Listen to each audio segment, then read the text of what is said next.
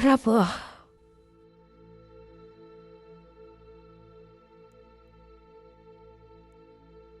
Good evening అండి.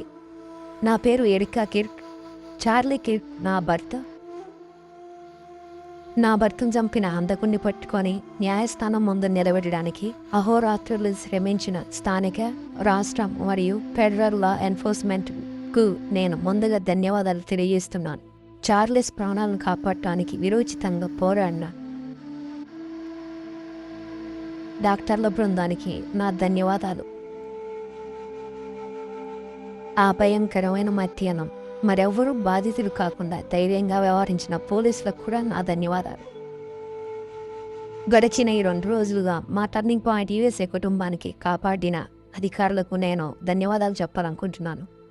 అలాగే ఈ క్లిష్టమైన రోజుల్లో మా కుటుంబానికి మరియు విస్తృత టర్నింగ్ పాయింట్ యూఎస్ఏ కుటుంబానికి అండగా నిలిచిన టర్నింగ్ పాయింట్ యూఎస్ఏ బోర్డుకు, నా భర్త చీఫ్ ఆఫ్ స్టాఫ్ అద్భుతమైన మైకీ మొకాయ్కు వారి కృషికి నా ధన్యవాదాలు.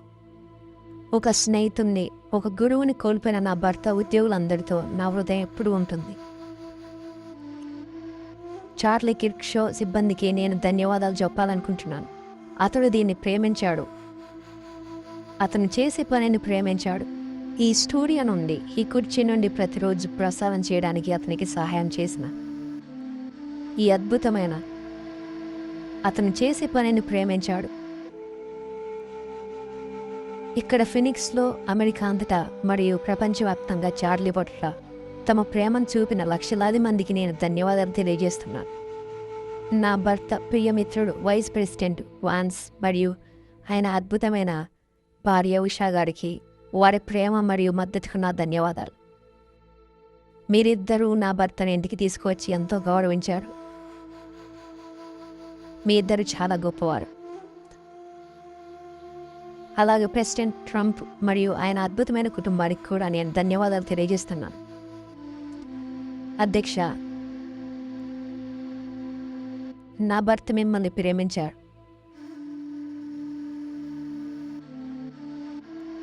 మరియు మీరు కూడా ఆయన్ని ప్రేమించారని ఆయనకు తెలుసు. నిజంగా మీ స్నేహం అద్భుతమైనది. మీరు ఆయనకు ఎంతగానో మద్దతు ఇచ్చారు, అలాగే ఆయన కూడా మీకు మద్దతు ఇచ్చారు. 2 రోజుల క్రితం నా భర్త చార్లీ తన రక్షకుణ్ణి, తన దేవుణ్ణి చూడటానికి వెళ్ళారు. చార్లీ ఎప్పుడూ అనేవాడు, తాను వెళ్ళిపోయిన తర్వాత తన ధైర్యానికి, తన విశ్వాసానికి గుర్తుండిపోవాలని కోరుకునేవాడినని. మరియు ఈ భూమిపై ఆయన జరిపిన చివరి సంభాషణలో ఒక దానిలో నా భర్త తన ప్రభువు మరియు రక్షకుడైన యేసుక్రీస్తుకు సాక్ష్యం ఇచ్చాడు.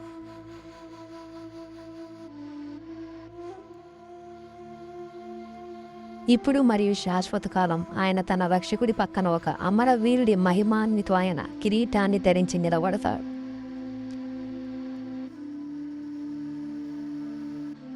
చార్లీ జీవితాన్ని ప్రేమించాడు. ఆయన తన జీవితాన్ని ప్రేమించాడు. అతను అమెరికాను ప్రేమించాడు. అతను ప్రకృతిని ప్రేమించాడు. అది అతన్ని ఎల్లప్పుడూ దేవునికి దగ్గర చేసింది. అతను చికాగో కప్స్ను ప్రేమించాడు మరియు దేవుడా, అతను ఓరెగాన్ డాగ్స్ని అంతగానో ప్రేమించాడో. నన్ను గూడాక్స్ అని చెప్పమంటారా? సరే, శనివారం వారు ఆడుతున్నారు కాబట్టి నేను చెప్పాలి, కాబట్టి గో డక్స్. కానీ అన్నిటికంటే ముఖ్యంగా చార్లీ తన పిల్లలను ప్రేమించాడు మరియు నన్ను తన పూర్తి హృదయంతో ప్రేమించాడు. మరియు నాకు తెలుసు, ప్రతిరోజు అతను నాకు ఆ విషయం తెలిసేలా చూసుకునేవాడు. నాకు ప్రతిరోజు తెలుసు. ప్రతిరోజు నన్ను అడిగేవాడు, నేను నీకు ఇంకా ఎలా సేవ చేయగలను, నేను ఇంకా మంచి భర్తగా ఎలా ఉండగలను, నేను ఇంకా మంచి తండ్రిగా ఎలా ఉండగలను. ప్రతిరోజు అంత మంచి మనిషి. అతను ఇప్పటికీ మంచి మనిషే. అతను ఒక పరిపూర్ణమైన తండ్రి. అతను ఒక పరిపూర్ణమైన భర్త. వివాహం మరియు కుటుంబం కోసం దేవుని రూపకల్పన అద్భుతంగా ఉంటుందని చార్లీ ఎప్పుడూ నమ్మేవారు. మరియు అది నిజం. మరియు అది అతని జీవితంలో గొప్ప ఆనందం. మరియు పదే పదే ఆయన ఈ విషయాన్ని యువతకి అందరికీ చెప్పేవాడు. వచ్చి మీ భవిష్యత్ జీవిత భాగస్వామిని కనుగొనమని, భార్యలుగా, భర్తలుగా మరియు తల్లిదండ్రులుగా మారమని. దానికి కారణం అతను పొందిన మరియు ఇప్పటికీ పొందుతున్న అనుభూతిని మీరందరూ పొందాలని అతను కోరుకున్నాడు. కుటుంబాన్ని పెంచడం ద్వారా వచ్చే ప్రేమ మరియు ఆనందంతో ప్రతి ఒక్కరూ ఈ భూమిపై స్వర్గానికి తీసుకురావాలని అతను కోరుకున్నాడు. అది చాలా అందమైనది. చార్లీ ఎప్పుడూ అనేవాడు, ఒకవేళ అతను ఎప్పుడైనా పదవికి పోటీ చేస్తే మీలో చాలామంది అతను పోటీ చేస్తాడా అని అడిగారని నాకు తెలుసు. కానీ అతను నాతో డైరెక్ట్గా చెప్పాడు, ఒకవేళ అతను పదవికి పోటీ చేస్తే అతని ప్రథమ ప్రాధాన్యత అమెరికన్ కుటుంబాన్ని పునరుద్ధరించడమేనని. అదే అతని ప్రాధాన్యత. చార్లీకి ఇష్టమైన బైబిల్ వచనాలలో ఒకటి ఎఫెసీయులకు రాసిన పత్రిక 5వ అధ్యాయం 25వ వచనం. భర్తలారా, మీ భార్యలను ప్రేమించుడి, క్రీస్తు సంఘమును ప్రేమించి దాని కొరకు తనను తాను అప్పగించుకున్నట్లుగా. నా భర్త నా కోసం, మన దేశం కోసం, మన పిల్లల కోసం తన ప్రాణాలను అర్పించాడు. అతను అంతిమ మరియు నిజమైన నిబంధన ప్రేమను చూపించాడు. నా హృదయంలో నేను అనుభవిస్తున్న నష్టాన్ని వర్ణించడానికి నాకు ఎప్పటికీ మాటలు రావు. నిజాయితీగా చెప్పాలంటే దీని అర్థం ఏమిటో మాకు తెలియదు.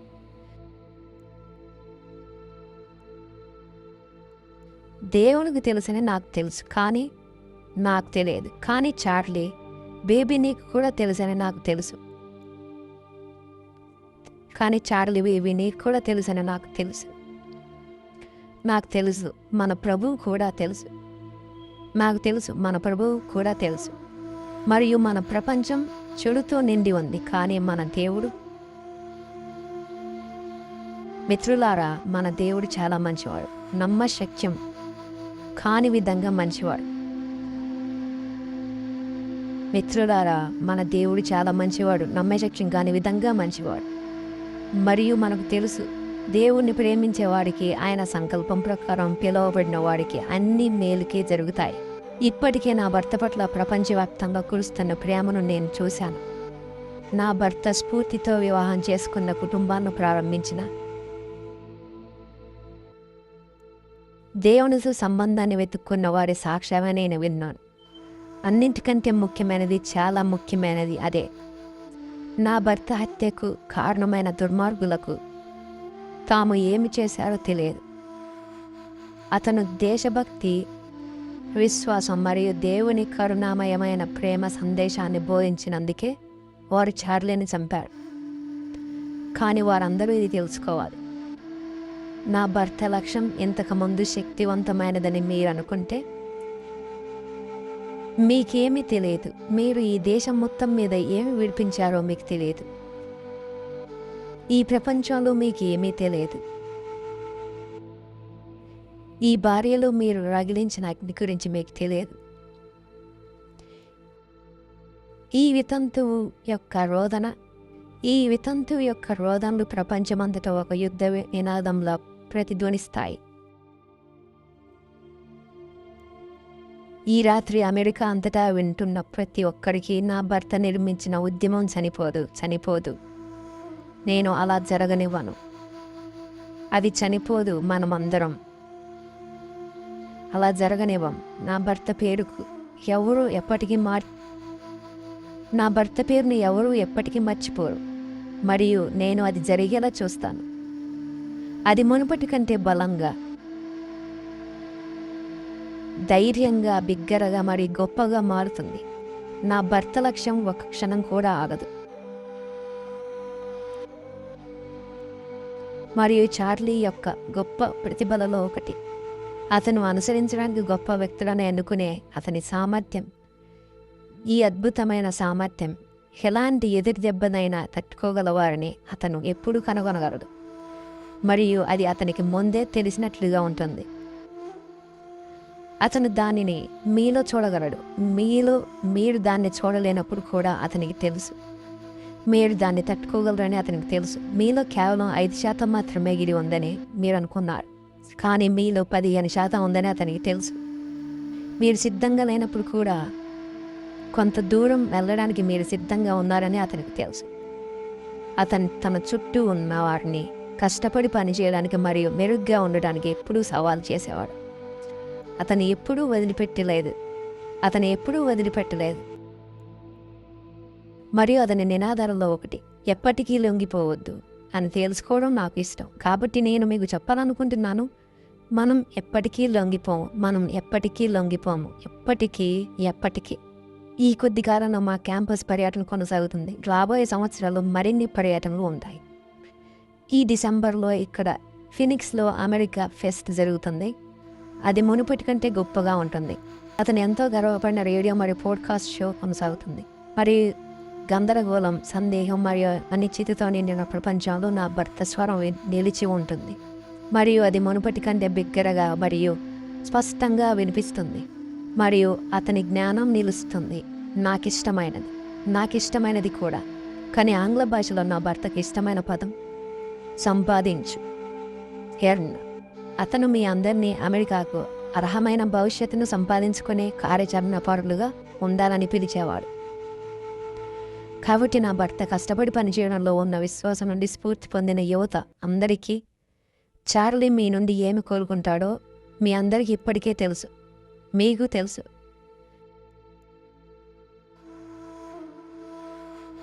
తెలుసు. మీరు హై స్కూల్లో ఉన్నా లేదా కాలేజీలో ఉన్నా మీ స్థానిక టర్నింగ్ పాయింట్ USA చాప్టర్ను కనుగొనండి. అందులో చేరండి, చురుగ్గా పాల్గొనండి. మీరు ఒక మార్పు తీసుకురావాలని అతను కోరుకుంటున్నాడు మరియు మీరు తీసుకురాగలరు. ఈ ఉద్యమం ఎక్కడికి వెళ్ళదు మరియు మీరు చేరినప్పుడు అది మరింత బలంగా పెరుగుతుంది. ఒకవేళ చాప్టర్ లేకపోతే, మీరు కనుగొనలేకపోతే ఒకటి ప్రారంభించండి. మరియు నా భర్త ఈ గదిలో ప్రతిరోజు చెప్పినట్లు మీరు పాల్గొనుకుంటే దానికి ఉత్తమ మార్గం tpos.comకి వెళ్ళడమే. అతని ఈ కుర్చీ నుండి ప్రతిరోజు అది చెప్పేవారు. ప్రతిరోజు నేను అతని షో ప్రతిరోజు చూసేదాన్ని. మరియు అతను ఎప్పుడూ అనేవాడు, మీరు పాల్గొనుకుంటే tpos.comకు వెళ్ళండి అని. మీరు ఒక పాస్టర్ అయితే ట్విప్స్ ఆఫ్ ఫెయిత్లో మా ఉద్యమంలో చేరండి. మరియు మీరు ఒక తండ్రి అయితే నేను డిసెంబర్లో అమెరికా ఫెస్ట్కి రావాలని గట్టిగా సిఫారసు చేస్తున్నాను. దానికోసం ఇప్పుడే సైన్ ఆఫ్ చేయండి. ఎందుకంటే మేము మిమ్మల్ని చూడాలనుకుంటున్నాము. నేను మిమ్మల్ని చూడాలనుకుంటున్నాను. చార్లీ కూడా అతను అక్కడ ఉంటాడు. అతని ఆత్మరూపంలో అక్కడ ఉంటాడు. మీ పిల్లల్ని తీసుకురండి, మీ కుటుంబాన్ని తీసుకురండి. కానీ అన్నింటికంటే ముఖ్యంగా మీరు ఒక చర్చిలో సభ్యులు కాకపోతే నేను మిమ్మల్ని వేడుకుంటున్నాను, ఒక దానిలో చేరండి. బైబిల్ను నమ్మే చర్చిలో మన పోరాటం కేవలం రాజకీయపరమైనది కాదు. అన్నిటికంటే మించి అది ఆధ్యాత్మికమైనది. ఇది ఆధ్యాత్మిక యుద్ధం స్పష్టంగా కనిపిస్తుంది. చార్లీ తన రక్షకుడిని తన పూర్తి హృదయంతో ప్రేమించాడు మరియు మీలో ప్రతి ఒక్కరు కూడా ఆయనను తెలుసుకోవాలని అతను కోరుకున్నాడు. వారు ఒప్పుకుంటే, మృతుల్లో నుండి లేచిన ప్రభు అయిన యేసుక్రీస్తును ఒప్పుకుంటే వారు రక్షించబడతారు. నేను ఇది చెప్పినప్పుడు వినండి. సువార్తను తెలుసుకోవడానికి ఎవరు మరీ చిన్నవారు కాదు. ఈ అందమైన దేశాన్ని కాపాడడంలో పాల్గొనడానికి ఎవరు మరీ చిన్నవారు కాదు. నా భర్త ప్రేమించిన మరియు ఇప్పటికీ ప్రేమిస్తున్న ఈ దేశం మరి ఎవరు మరీ పెద్దవారు కూడా కాదు.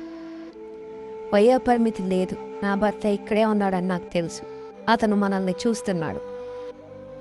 నేను చివరిసారి ఎప్పుడు నిద్రపోయానో నాకు గుర్తులేదు. మరియు నిన్న రాత్రి నేను నిద్రపోలేకపోయాను.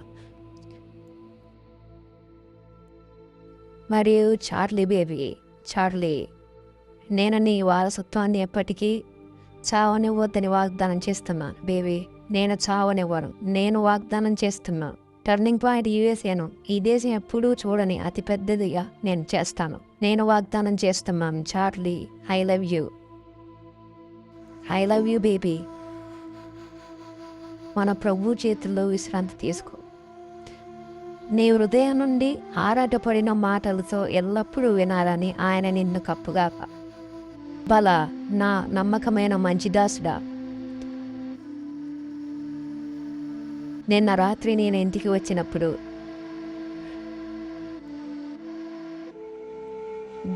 మా కూతురు నా చేతుల్లోకి పరిగెత్తుకొచ్చింది. మరియు నేను ఆమెతో మాట్లాడాను. మరియు ఆమె అంది, అమ్మా, నేను నిన్ను మిస్ అయ్యాను. నేను అన్నాను, నేను కూడా నిన్ను మిస్ అయ్యాను బేబీ. ఆమె అడిగింది, నాన్న ఎక్కడా? 3 ఏళ్ల పాపకు ఏం చెప్తారు? ఆమెకు 3 ఏళ్ళు. నేను అన్నాను, బేబీ, నాన్న నిన్ను చాలా ప్రేమిస్తున్నాడు, నువ్వు చింతించకు. ఆయన యేసుతో కలిసి ఒక పని మీద వెళ్ళారు. అప్పుడే కదా నీ బ్లూబెర్రీ బడ్జెట్ను భరించగలరు. మరియు దేవుడా, నేను ఎంత వినమ్రతతో ఉన్నానో చూసి, చార్లీ, నువ్వు ఇప్పుడు యేసు పక్కన ఉండి నువ్వు ఎప్పుడూ చేయాలనుకున్నది చేస్తుండటం బేబీ స్వర్గాన్ని రద్దీగా మార్చడం కదా. అంతా దాని గురించే, స్వర్గాన్ని రద్దీగా మార్చడం. నిన్ను మళ్ళీ ఒకరోజు చూడటానికి నేను వేచి ఉండలేను. నా భర్త ప్రేమించిన, అతని మద్దతు ఇచ్చిన, అతని రేడియో షో సమయంలో ప్రతిరోజు అతనికి ఈమెయిల్ రాసిన మీ అందరికీ మరోసారి ధన్యవాదాలు. అతను అవన్నీ చదివాడు. అన్నీ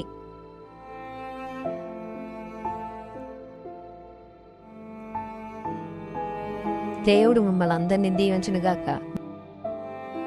మరి దేవుడు అమెరికాను దీవించునుగాక.